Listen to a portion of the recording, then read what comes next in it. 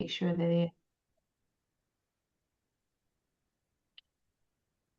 has on email, I think just this morning, like make sure you remember to record. So there we are. All right. So happy Thursday. I have to check to make sure I'm all good. Today's Thursday, February 5th, right? And so happy Thursday to everyone and welcome back. It's been a long, what?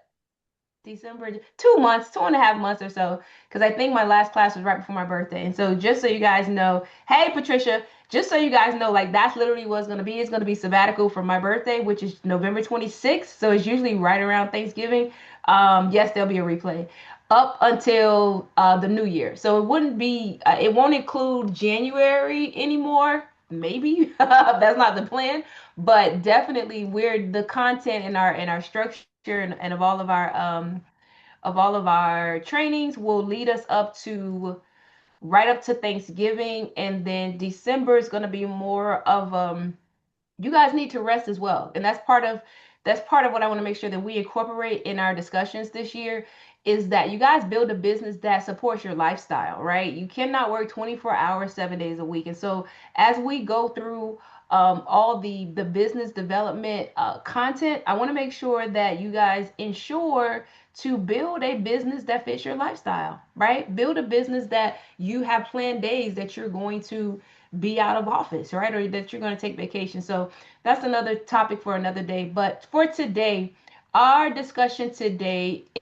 is on the purchase ready buyer brokerage agreement assessment, system assessment. How many of you know? Drop a one in the chat if you guys know that we've already had one of our first lawsuits on the buyer's brokerage agreement. Drop a one in the chat if you know that. We've already had one of our first lawsuits, and it's in Florida. Okay, we got a one. We got a one. We got one person so far. So if it, yeah, we've had a lawsuit, you guys. We've got our first one of our first lawsuits surrounding the buyer's brokerage agreement in Florida, and it's out of Florida. And so the discussion today is we're going to start this whole month is going to be focused on that. So Lauren knew this whole month is going to be focused around the buyer's brokerage or your buyer system. But today we're going to specifically do an assessment of where you are in that journey, right? So we have, make sure we let some folks in. We have a lot of familiar faces. Oops, jumping. We have a lot of familiar faces in the room, but for those who have not had a chance to meet yet, I see a lot of familiar names. Good to see everybody again. For those who I have not had a chance to meet yet, just a little bit about me, the person that you're going to be hearing from a lot in your emails, right? And here on Thursday. So my name is Ray Cole, right? Ray Cole Jackson. A little bit about me personally, education wise, I am originally from Florida. So I attended the University of Florida. I always say go Gators. I went on to attend Santa Clara University School of Law in California, where I got my law degree. And there is where I started to really kind of hone my love for real estate. I've always had a love for real estate. I always tell people that when I was younger, my mom allowed me to paint the walls in my room. I one wall was one color and another wall had a couple colors, and it was to match my comforter. And they come to find out they call that now accent walls, right? I didn't realize that that's what they call accent walls, and more importantly, they call it interior design, right? It was just me wanting to decorate my room.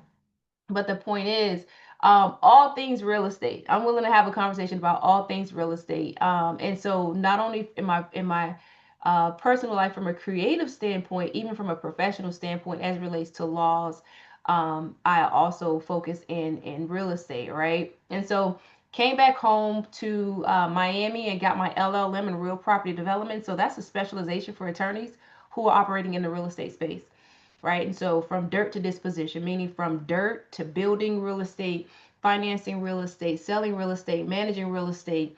Those are all the things that we gained our specialty in at the University of Miami. I am a proud licensed Florida real estate sales professional. What that does for me is oftentimes I'm sure you guys attend classes all the time, and what ends up happening is, and this is one of the reasons why I loved my LLM program.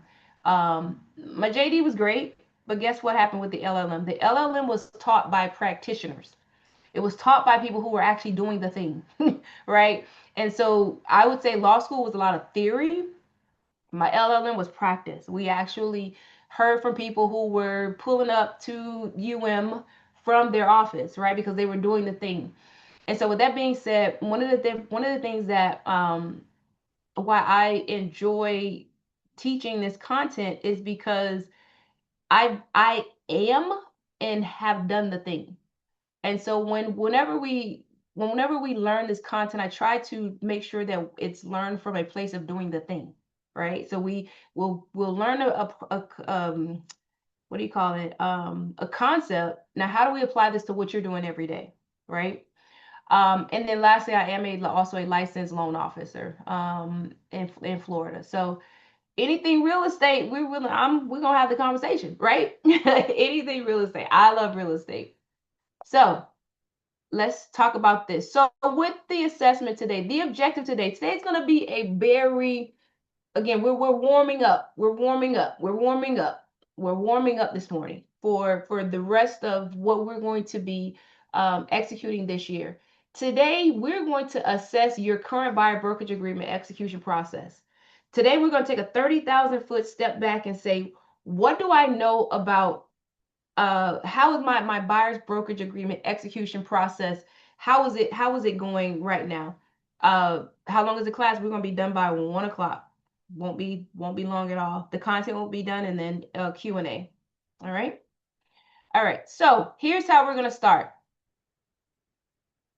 Go to purchasereadyagentquiz.com. We're gonna take a quick assessment, and I'm gonna type it in the chat as well. Purchase Ready Agent Quiz. purchasereadyagentquiz.com. Make sure I spell that properly. If you're on your desktop and you have your phone, of course, you know that's a QR code that you can just scan really quickly.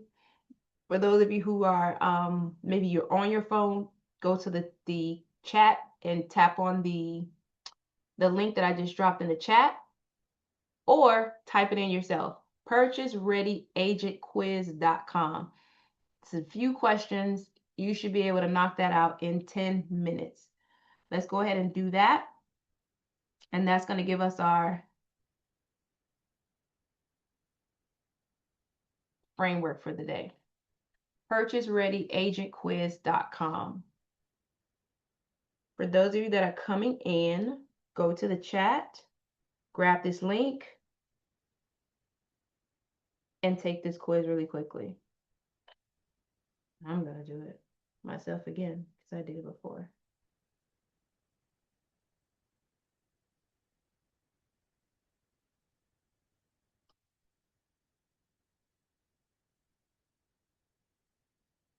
And I'm going to do this. Let me, if you got 5 or less, see me after class. No, I'm just kidding. All right, so let's go through this. Let's go through we're gonna go through, let's review our answers. All right. And we have a chance to kind of discuss them.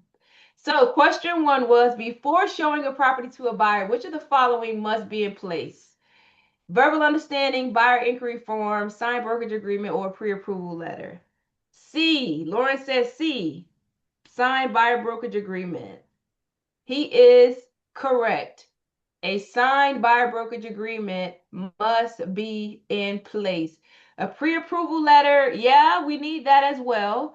Because of course you guys are not showing property until you unless you know that they're pre-approved. But the very first step is the buyer brokerage agreement. And one thing I want to say before we get into the next questions, a couple of things. Number 1, let's lay some groundwork. We know that the buyer brokerage agreement is required for what? Residential purchase and sale. It is required for residential purchase and sale according to the settlement. It's not required for commercial purchase and sale. It's not required for residential leasing. According to the settlement, it's specifically required for residential purchases, right? But that doesn't mean that you should not implement this when you represent a buyer in any transaction, right? For what reason? For the purpose of protecting your time and money, and your time, effort, and energy and money, and for all the protections that are put in place, all the clarification that's put in place for a purchase and sale. For residential purchase and sale, you should have that same clarity and protections to yourself in place for other transactions as well, right? And so again, whereas the settlement requires it for residential purchase and sale, you should have this process in place anytime you represent a buyer. Full stop. All right. So if you guys have a question about any of this, um just go really quickly before we move to the next. Here's the next question. I know this got a little dicey. So your buyer has executed a buyer brokerage agreement agreeing to pay you 3%. Seller is offering 4% commission. Which of the following is most accurate? A, you'll be paid 3% at closing by the buyer and 1% at closing by the seller. B, you will automatically be paid 4% commission by the seller at closing. C, you will be paid 3% by the seller at closing. Or D, you will be paid 4% commission at closing by the seller if a modification of the buyer brokerage agreement is executed by the buyer. The answer is D. Any questions around that? Also, you guys probably saw you got your emails. If you whatever question you got you didn't get correct, if you don't understand why it's wrong, just let me know. That's what this is all about. This is a sticky one, and this is important. I put B for that one. Okay, I'm glad Thought you. this was the one that got me, but I got it right. Sorry. No, you're good. This is a conversation. So I'm glad that you guys are speaking up. B, and then that was put in there on purpose. So I just literally part of these questions, guys, were real life scenarios. Meaning Okay. these are scenarios where I literally had conversations with realtors and I saw a lack of clarity, and so that's why the questions are here. These are not just like, oh, let's see what happens. No, this is what is actually happening in the market, right? We want to make sure that we're clear. So here's why B is incorrect. B is incorrect because the rule requires that you cannot be paid more than the buyer has agreed to pay you in your buyer brokerage agreement. Does that make sense? So because you cannot be paid more than your buyer has agreed to pay you in your buyer brokerage agreement, how do we address that? We address that by modifying our buyer brokerage agreement. Okay. But since the buyer is paying you, shouldn't they be liable to pay you? The seller doesn't have to pay anything, right? Even though, because you're representing the buyer, right? Not clear, Jocelyn. I can't hear you. I don't know if it's your connection. No, I was saying since the buyer, you're working with the buyer and the buyer's paying you your commission, the seller doesn't have to pay anything, even though that, right? So shouldn't the buyer be the one that pays you 3%? No, so we have your buyer has executed a buyer's brokerage agreement agreeing to pay you 3%. Seller is offering to pay you 4%. Which of the following is most accurate? In this particular case, the seller, we are going to proceed with paying the 4%, but the way that we can be paid the 4% is first we need to get a modification of the buyer's brokerage agreement to 4%. Now, that which allows the seller to pay us the 4%, because the next part of that answer is in the buyer's brokerage agreement, it specifically says that if someone else pays us an amount of commission, that's going to offset what the buyer has agreed to pay. Does that answer your question? Yes, that's the part that I missed. Thank you. Okay, perfect. And I And will vice versa. say that again, Sophia. Vice versa. If the seller agrees to pay 2, but the buyer has agreed to pay the buyer has agreed to pay 3, but the seller's only offering 2, yes. Vice versa is the seller will pay the 2 and the buyer has to pay the 1. Is that what you're asking? Yeah, like yes. Yeah. I think I've been cheating myself. Oh, let's move through these questions first, and then we're gonna come back to get clarification. Right? 8 out of 10. Wonder what we're gonna go through, Monique, and we'll see. Jessica said, I thought you won't be able to change your commission. See, oh, Jessica, that is a very good. Oh my God. You guys see Jessica's comment? She said, I thought that I couldn't change my commission. You sound like Sophia. I've been cheating myself. Yes, ma'am. You can absolutely change your commission. Cynthia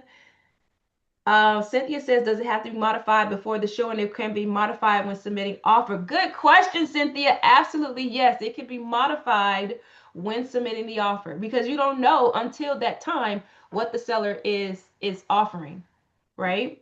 So of course you're gonna have it executed, you're gonna make the offer, and of course your offer is gonna have your commission forms with it. Um, that's a very good question, Jessica. So let's see what else is here. In reality, nobody want to pay commission, yet we get them to sign these agreements with them themselves not conversation. We bypass the property. I wish there was a legal way to put this in writing by brokerage. Sylvie, very good comment. That's what the lawsuit is kind of about, right? So Sylvie's comment says, in reality, no buyer wants to pay commission, yet we get them to sign these agreements with the understanding that if the seller does not offer compensation, um, we will bypass the property. I wish there was a legal way to put this in writing in the buyer brokerage agreement. There is a legal way to put that in writing. You're going to say exactly that. Buyer instructs the buyer's agent to only show properties where the seller will be paying the buyer agent's commission. Period. That's the legal way to put it in the agreement. And that's 100% fine. It's still There's an legal to option do for that, that on the even though contract, right? Isn't there an option for that? To specifically say that only show properties where the seller is paying compensation. No, I think it says where the buyer will be paying. I think it's option 2 or 3. I'm not sure. Right. So the buyer, go ahead, Lauren. You have a question? No, I was just gonna ask if you could repeat that so I can jot that down. Let me clean But it up. I'll wait till So after. essentially what it's saying is, and you all can chat GPT for this, all you're essentially saying is you're going to put a clause that said, well, the buyer instructs a broker to exclusively show the buyer properties where the seller has agreed to pay brokers compensation. Something along those lines. Thank you. Yeah, yeah. All right. All Yeah. right. Any other questions around that? That was a good one. We're only on question 2. Good job, Ray Cole.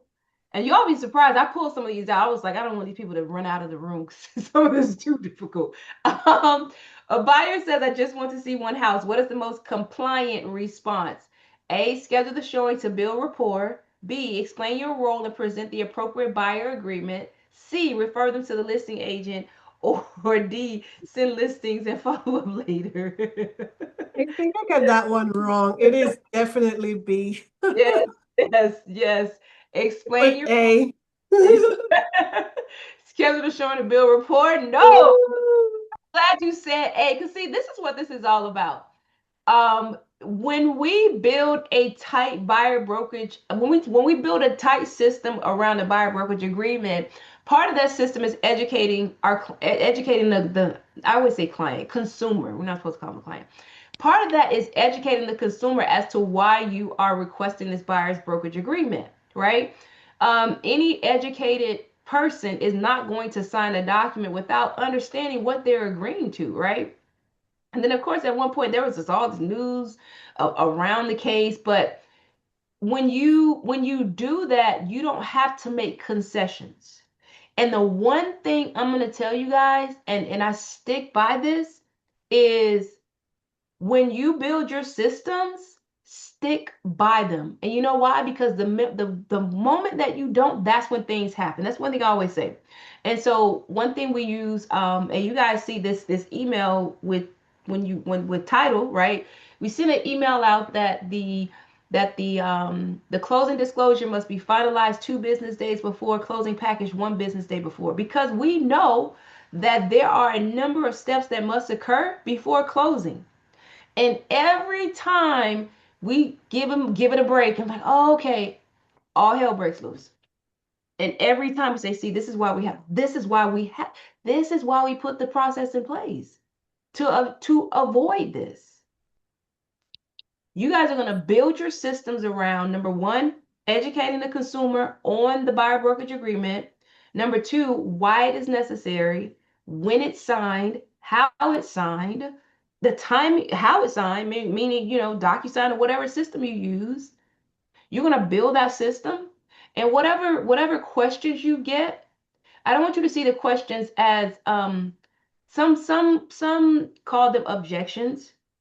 Somebody's just really saying, I don't understand. They're not understanding either why they have to sign, or they're not understanding possibly the value of signing it to agree to work with you, because I've had that question before as well, right? Well, if I sign to work with you, can I not work with somebody else? Like, what if they're better? Or, and they may not use those specific terms, but that's what they're saying. What if I'm not confident that you can get the job done, right? And make no mistake, once you get once you have your system in place and you have a checklist, so that frees up a certain amount of your mental space, right? Because picture this, and I know you guys can't tell me that's not true. When you get into the situation and you don't have a roadmap for yourself, part of your mental space is being consumed by making sure you don't miss anything in your process.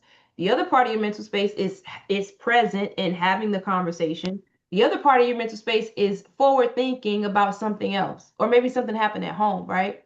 So if you could free up some of your mental space so that you could just focus on what's happening in the moment, you'll do much more better at this. Because what will end up happening is, if there is a question, you'll answer the question. And what you'll also do is you'll note that question so that that question is answered for the next buyer. How many of you get the same questions every time you work with a buyer? It's like starting over every time. You get the same questions. You get the same question. You get the same questions. And you're about to lose your voice and go hoarse from answering the same questions over and over and over again. I promise you, within the next 90 days, you're going to have your system in place where all those questions that they're asking you, here's the answer to your questions. So let's get, here's all the foundational questions that we always get from buyers, that we always get from sellers. Because make no mistake, guys, I know that the market tells you that sellers are ideal, and that's just from a leverage standpoint. But can I tell you, there's first time sellers as well. And so first time sellers have questions as well. When am I going to get my money? When do I give my wire instruction? Am I getting a check? When do I have to be out? Um, can I be here for showings? Right? So, everybody has questions. Sylvie says, typically we say an agreement that we charge 3% compensation. Are we allowed to write that the seller will give 2.5%? I will accept this as a full compensation. Good question. So Sylvie's question is, I'm going to just summarize it. If her buyer's brokerage agreement, and I'm glad that's going to be one of the questions in here because that's a good one.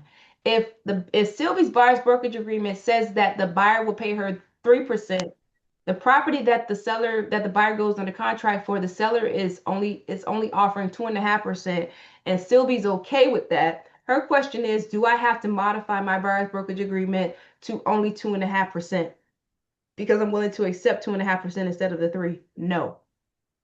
The rule is you can only be paid up to what has been agreed to. There's nothing saying that you have to modify when you accept less. It's a very good question.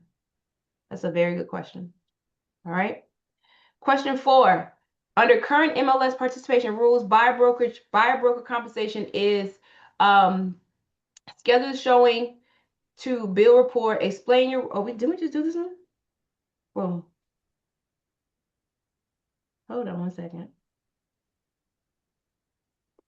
When compensation, hold on 1 second. Ooh, okay, here we go. There we go.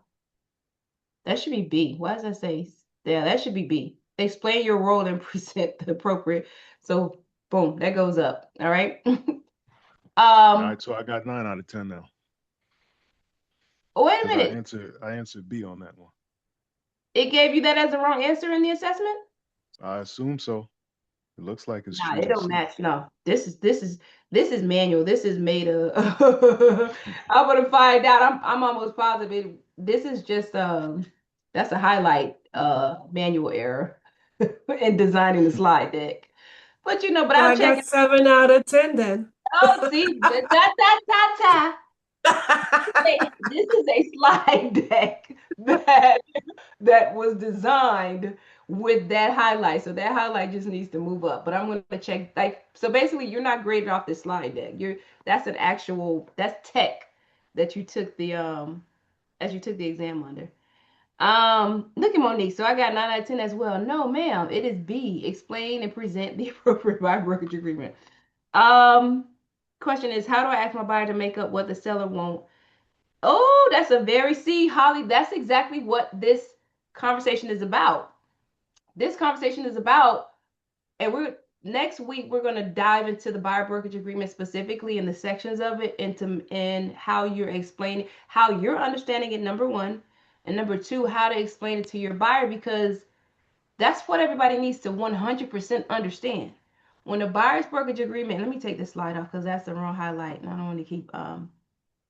Patricia says she explains up front. Yes, that's the answer. You need to explain up front. The point is how to systematically, and when I say system, your system could essentially be a script. And I know the script is like, oh, Rico, that's another term. The point is, what you have found out is in your conversations with buyers, you have determined what language is most clearly helps them understand that by signing this buyer brokerage agreement, the exclusive buyer brokerage agreement, number one, you're agreeing to work exclusively with me, right? Me, not a bunch of other agents, number one. Number two, you're agreeing to pay me 2%, 2.5%, 3%, unless you go under contract to purchase a property where the seller's broker, or someone else has agreed to compensate me. That has to be explained up front, right? Some of you came on after the fact. I mentioned that we've already had our first lawsuit, one of our first lawsuits on the buyer brokerage agreement. The brokerage won because the buyer's brokerage agreement is clear. But that could have been avoided, right? So even though, and this is a whole nother conversation, we're not going too far on this, even though the brokerage won, and this is something I always say as an attorney, you still got to collect the commission. Now that here comes part two of that process. Congratulations, you got the judgment. Now here comes the equally harder part, collecting on it. How are you going to get your money? How are you going to get your money? Oh, because let's go further down the road. Guess what? That's a homestead property in Florida. And what do we know about homestead properties in Florida? You're not forcing them to sell that. How are you going to get your money? And so this is why, as we go further into this month, we're going to have a conversation about, okay, yes, you got the buyer's brokerage agreement executed, but let's talk about ensuring that you get paid at closing. Let's talk about enforcement. And we touched on this. And we talked about this. Candace, remember, we talked about this at one of the events with the association. Enforcing the buyer's brokerage agreement is a completely different skill set. Right? All right, we want to get off track. So question 5, when is compensation earned based on the buyer's brokerage agreement? When is it earned? A, when the buyer brokerage agreement is executed, when the buyer is shown at least one property, when the buyer's offer is accepted, when the deal closes on their purchase. When is it earned? This is a good one. That's folks coming in. Guess when it's earned, guys? You're going to be surprised to know this. A. C. No?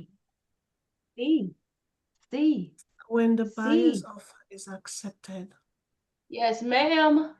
So I think that's why I missed it. Yeah, I just heard the trick question part of it. That's the one I missed. Yeah. Earned, not paid. Offer is accepted. Yes. You don't have to close. You don't have to close. It is when the offer is accepted. I'm looking around because I'm looking for my. Hold on, give me 1 second. I'm about to get the actual language. 1 second. Oh my God.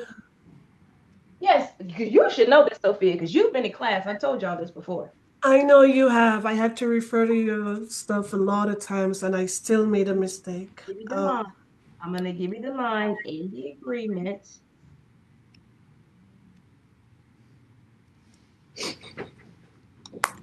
It is paragraph 7. Broker's compensation is earned when during the term of this agreement or any renewal or extension, consumer or any person acting for or on behalf of the consumer contracts to acquire real property as specified in this agreement. You go under contract to acquire property as specified under this agreement. You said you wanted the 3-2 in Miami. You went under contract for a 3-2 in Miami. My job is done based on this contract. Della looks confused. Yeah.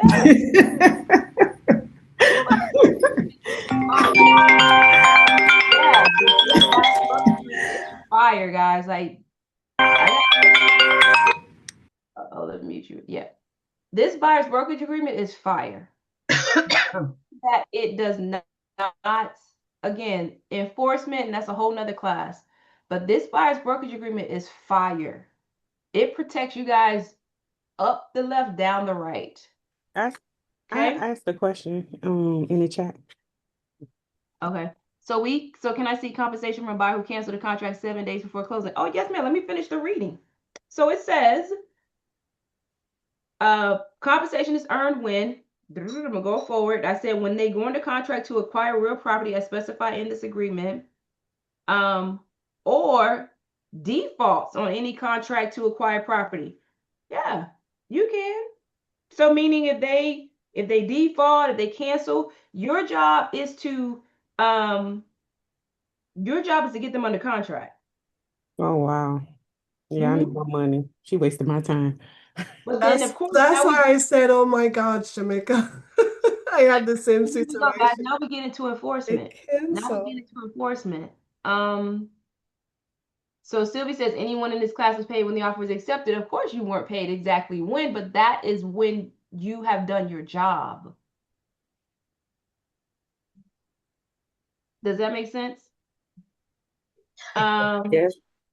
Okay, so one other thing, where's the other language?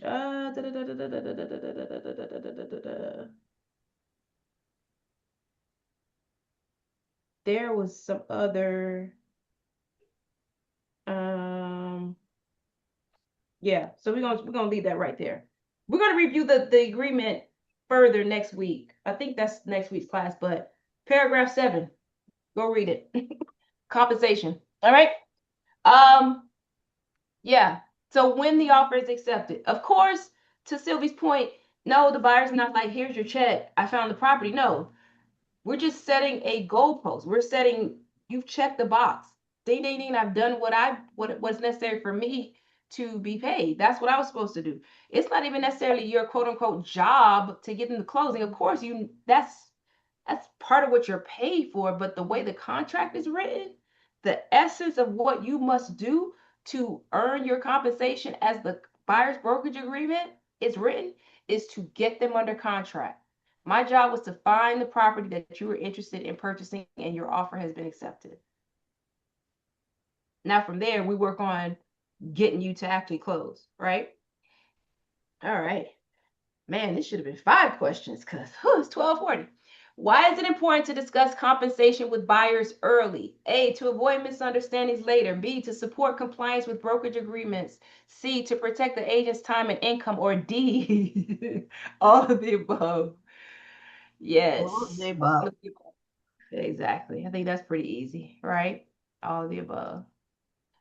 Number 7, who must receive a copy of the executed buyer brokerage agreement? A, the buyer. B, the listing agent. C, the closing agent. D, all of the above. All of the above. Only the buyer.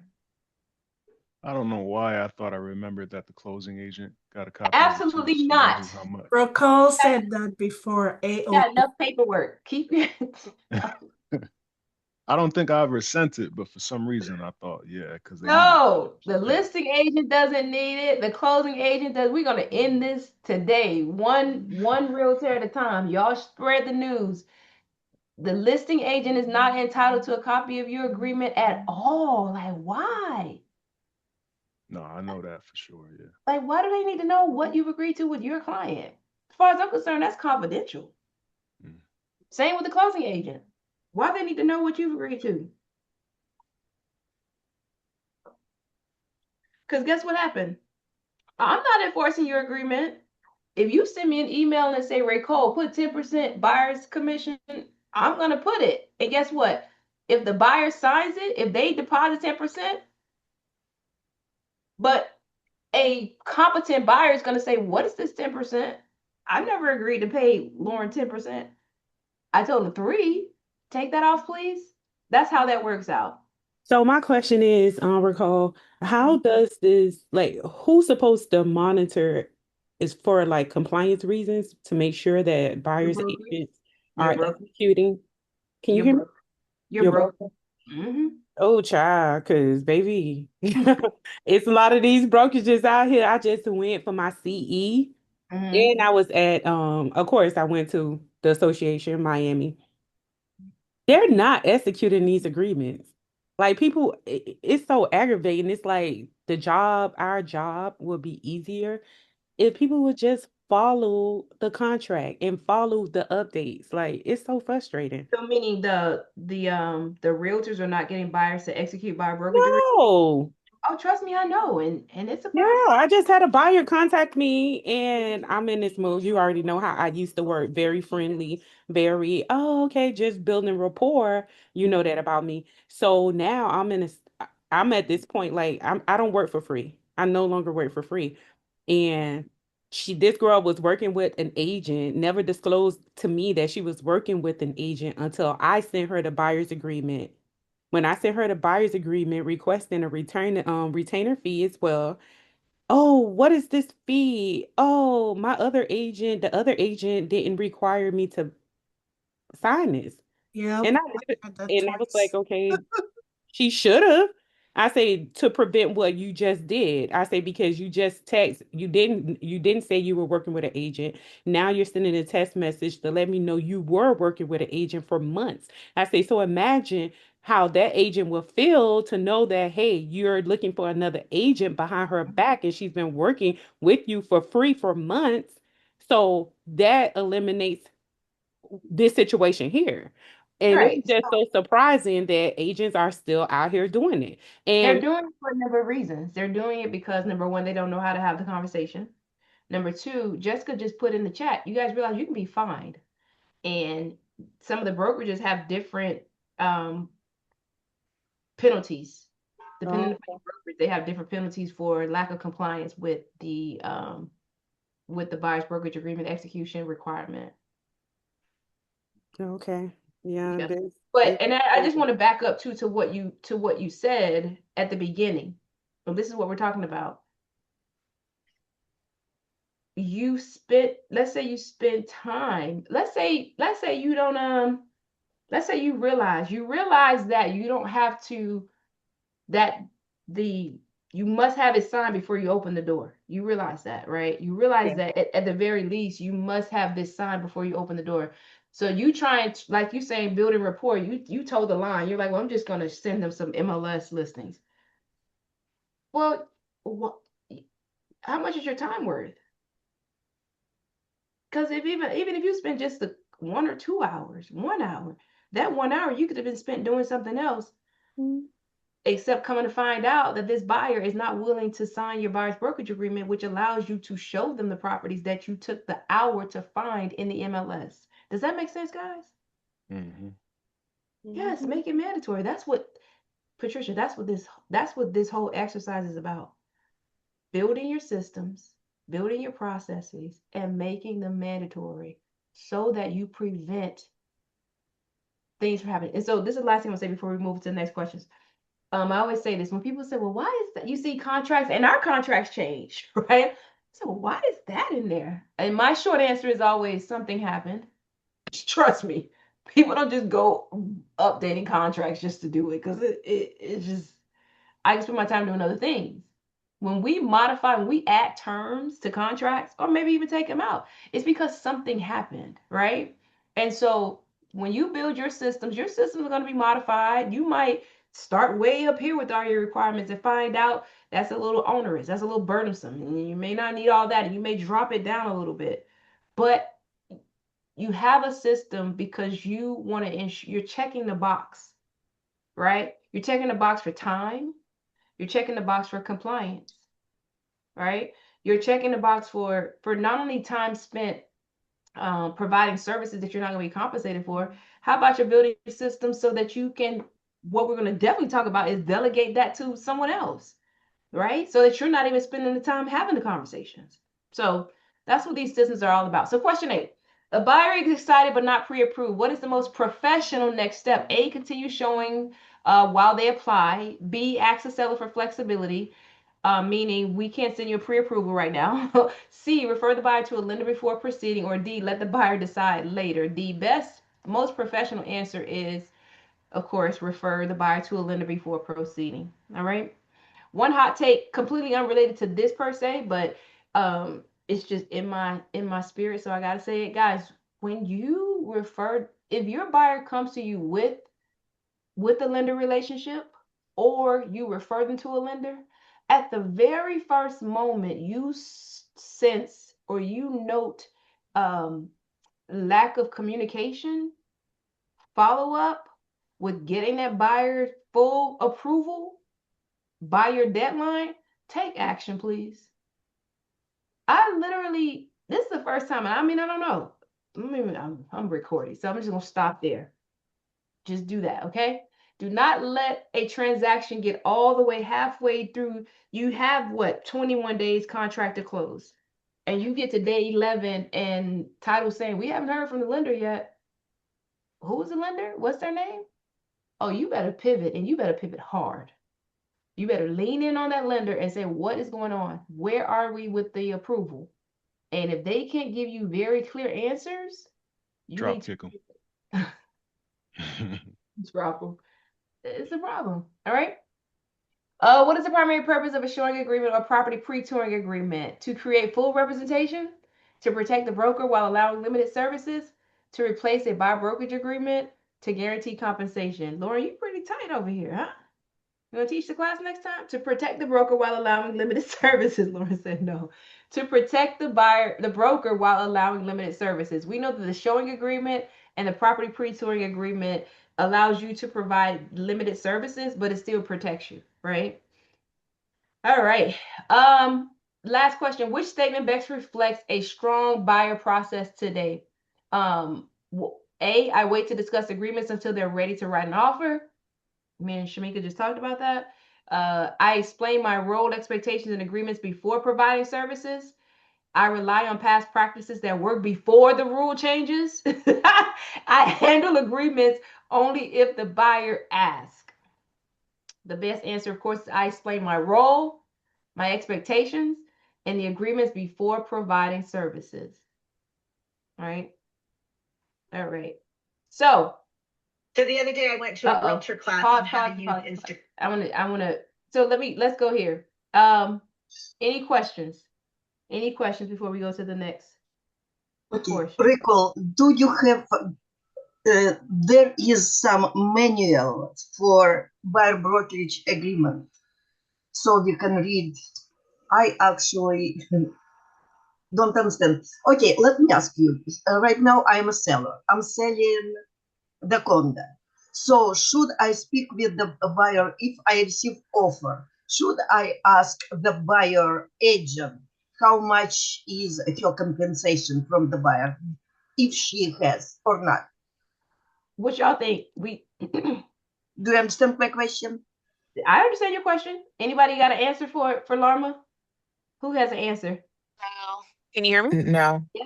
I have an answer. Would say no because I'm a listing agent as well. I'd like them know to present their offer and I will negotiate with my seller. So present your best offer. Okay, and then she's also asking, should she ask specifically what the buyer is paying in compensation? I don't ask specifically because in my listing agreement, I already know what my seller can do. So when they present their compensation, I let them know if it works or not.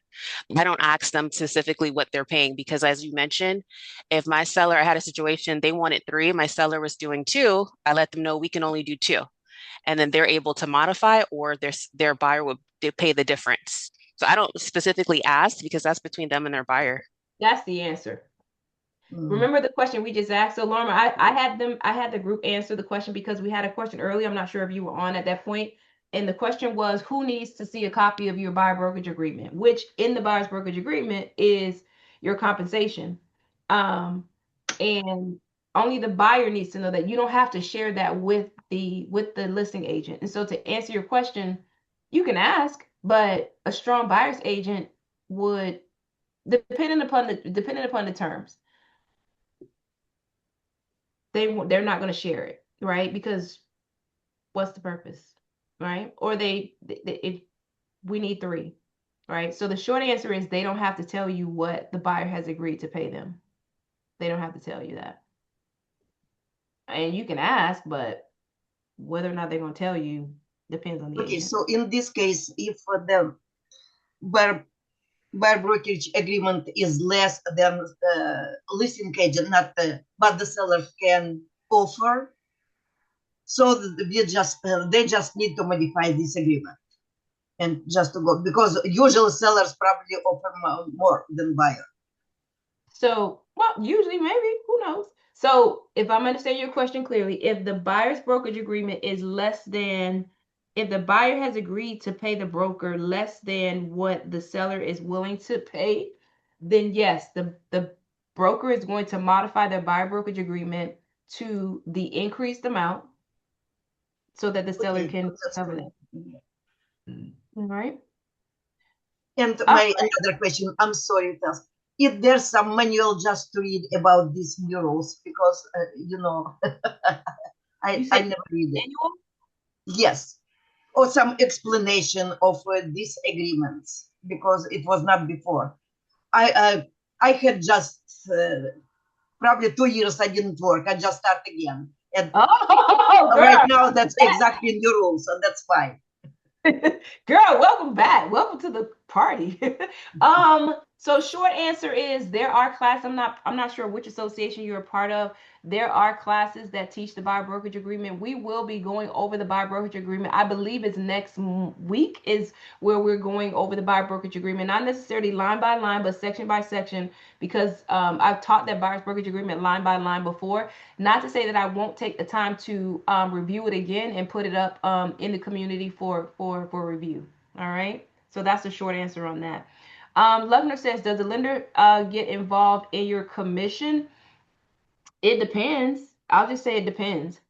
It depends. And so the reason why I say it depends is because if if the buyer has to pay compensation, then that compensation becomes part of their closing costs, right? And if a buyer is limited on their cash to close, if I only have $20,000 available for a closing cost, and now you're saying I have to pay an additional 10,000 in commission, the lender's going to get involved and say, sorry, they can't buy that property. Either they need to negotiate for the seller to pay their compensation, or they have to go to another property because they only have $20,000. Does that make sense, Luckner? That's where a lender would get involved to help you understand that the buyer cannot agree to pay that. Okay. Yeah, I understand, but sometimes I had a lender who work with me. You asked me to waive the transaction fee and all that. I mean, That's different. So let's say, for example, it's a transaction that does not allow for a transaction fee. So let's say it's like a yeah, VA deal, that something. or you charge. But I mean, part of my job is drive around like crazy. I mean, if I'm only put maybe $600 or $700 or maybe $1,200, it depends where I go.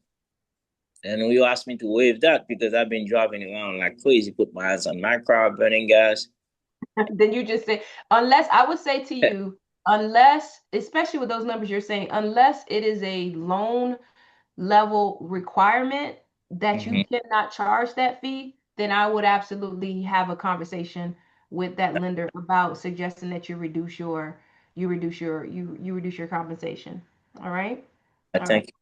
No problem. So I want to do this really quick. I want to get to the rest of our slides so that those who do need to jump can jump, and then I'll hang around for questions. But I want to get through this really quickly because this is where this topic here is what where I am literally planting my flag this year. And I think that the exercise today it helps you guys understand why this is the position that I am 100% taking in teaching you guys this year, as well as the position you should take when it relates to you deciding where you need to focus most in your business this year. You guys might have seen this video that has kind of gone semi-viral, but I wanted to share it today so you can get it just illuminates very much what the position. So check this out. And let me know if you guys can't hear it. So the other day I went to a realtor class on how to use. Can you guys hear it? You know, when I started real Yes. estate, which was to go to classes on how to calculate buyer's loan payments and how to figure out what someone's house was worth, things that might be important to the buying and selling of real estate. But now I go to a class where I learn not to use hashtags anymore because they're so last year. You know, let's kind of go back to when realtors actually knew about real estate. What do you think? What do you think? What do you think? So on the screen is also some comments to her post. And the reason why this is important to share is this is where I am planting my flag this year for you guys. And for those of you who know, you know this the position that I sit in, having a 360-degree view of transactions. Realtors, we got to get back to transaction mastery. You got to get back to transaction mastery. Leads do not close themselves. During COVID and Monique said agree, and all the craze about, you know, photo shoots and this, that, and the third, guess what? Leads don't close themselves. They do not close themselves. And one of the first classes that I taught, or that I wrote, this would have been like maybe about 7, 8 years ago. I had a new agent at KW, which this doesn't say anything about KW, but it does go to say that he was in a good, he was in a teaching brokerage, right? And he got at that time, I want to say it was like a $450,000 deal under contract. Super excited, new agent, a new word, hadn't been in the business for a little while. And he said, okay, what do I do now, Ray Cole? Oh, what do you do now? Oh, you have a 450. At that time, fast forward to that, call that like 750. That's a pretty decent check, right?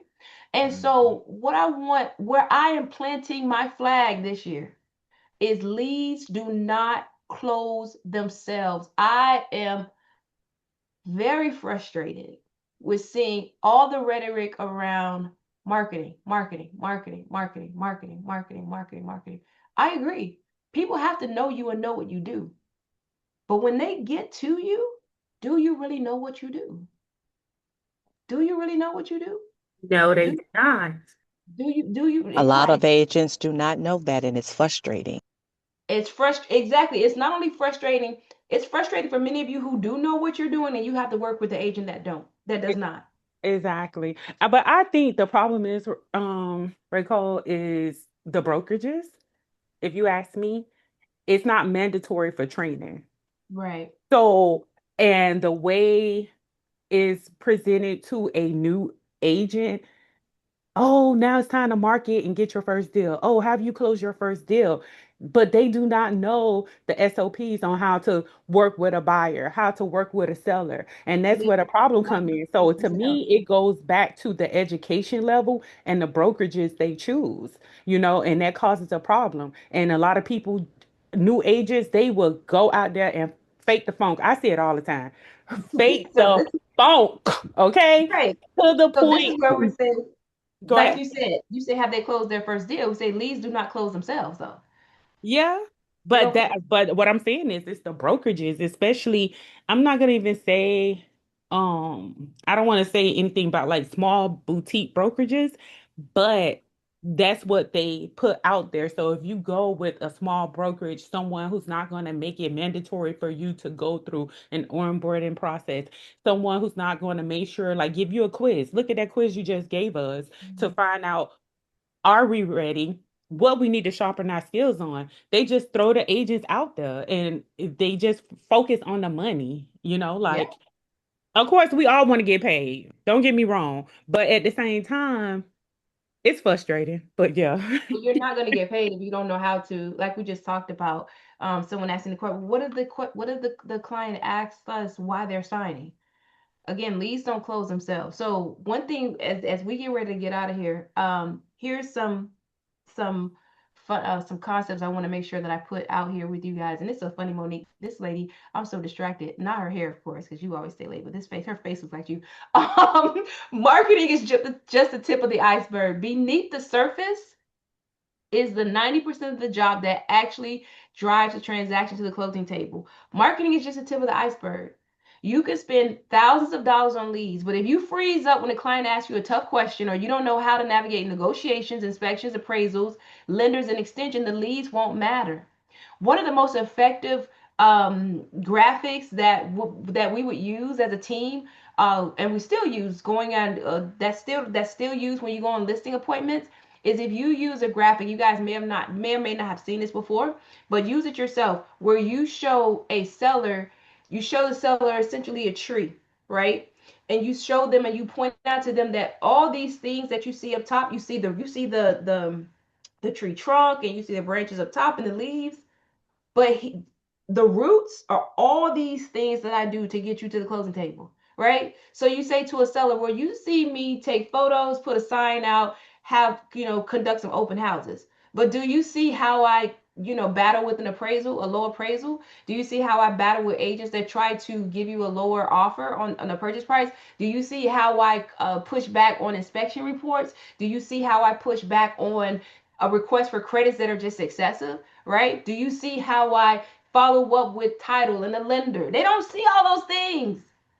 That's the part that's underneath. And the same thing for you as an agent.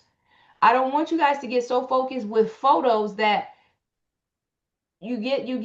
someone raises their hand and say, okay, I'll work with you, and you're like, ooh. Wasn't it? There are apps out. Sorry, Rachel. There are apps out now that will break it down to the client what you've done every step of the way. One is called Folio, and then the other one is called Raise, Rayse. Raise, I think they charge a subscription, or they have a subscription. It's subscription based. Folio is free up to a certain point. I think free up to the first 3 clients or something like that. But it'll break them down every step of the way, what you've done, how much time you spent, and then it'll show why you've earned that compensation that that you bartered for. So So that's definitely the other thing is tech. What tech should you be using, right? So Folio sounds like it's something that should be looked into. And so here's the thing, and again, so I want to make sure that we honor everyone's time. Marketing is surface level. Transaction mastery is below the surface. The real skill starts at lead conversion. That's it. Point blank, full stop. I'm planting my flag there. Of course, you need to market, but if you don't know what to do, when someone raises their hand and says, okay, okay, Candace, I'm ready. If you don't know what to do, if you don't have a systematic way of doing that, of delivering your service to them, then we've wasted our time and money marketing. We've wasted our time and money marketing. We don't have a process when someone raises their hands. All right. All right. So Candace says PRA is back. Yes. So we are back. So here's what I want. This is our last quiz, and this one won't hurt you guys at all. This is to help us. I want you guys to take your last survey before we jump out of here. And this is going to help us guide where we go next with this. Again, the assessment that was taken today, that's based upon what I see. What I get calls, text messages, what I see bubbling up in lending transactions, what I see bubbling up in closings, where there's a gap in understanding. But you know better than me what you don't know, right? So my ask of you guys, the last ask for the day before we jump out of here, is to scan this QR code and take a quick survey for us so that we can build the next phase of Purchase Ready. And actually, if you guys can see, if we haven't had much conversation, I think if you were on the email list, you probably saw where we're calling it the lab, because it's time for implementation. I couldn't remember the new name. I'm sorry. Lab. No, you're good. Purchase Ready Lab. And that's because in the lab, we actually do work. We actually do work. We actually do work. And so if you guys can scan that really quickly and take that survey, we would greatly appreciate it. What questions do you guys have before we get out of here while you're doing the survey? What questions do you have? Any questions? Are you able to put the link to the QR code in the chat? That's a good question. Let me see. Let me see. Let me I'm on, see. yeah, Yeah. I'm mobile. If not, you can send it in the email. Yeah, we'll definitely be sending it in the email as well. Perfect, perfect. Are we I still don't using have a school Say that. No, we're gonna use, we have a new platform? platform. Okay, Yeah. Okay, Monique put it in. Thanks, Monique. Yeah, we have a new thank platform you. that's all in one, so we don't have to um go back and forth between school and another messaging platform. All Sounds right. good. I'm already on the All wait right. list. I appreciate it. All I right, don't let's have a open this question, queue. but I have more of a comment that yes, that BBA is very important. So I am looking forward to next week to going through it because, like we said earlier, some of the agents don't use it. They don't know. I've lost a client behind it, and I'm like, okay, see you later, bye. Gotta go. You have to, because again, you have one, you got to be compliant. Jessica asked, what happens if I don't? Well, first of all, you can be fined. And I haven't seen it yet, but there are what we call secret shoppers. There are there are folks that are going to see if you are compliant with the rule. They're going to see it, and they're doing it for the purpose of targeting particular brokerages, right? They'll find an agent that's with a particular brokerage that they want to hit. And if you don't have the buyer sign the buyer brokerage agreement before you show property, they're going to blast it. All right. All right. All right. So Cynthia, I see your question. Give me 1 second. All right. So we are going to, I'm going to stop the recording right here.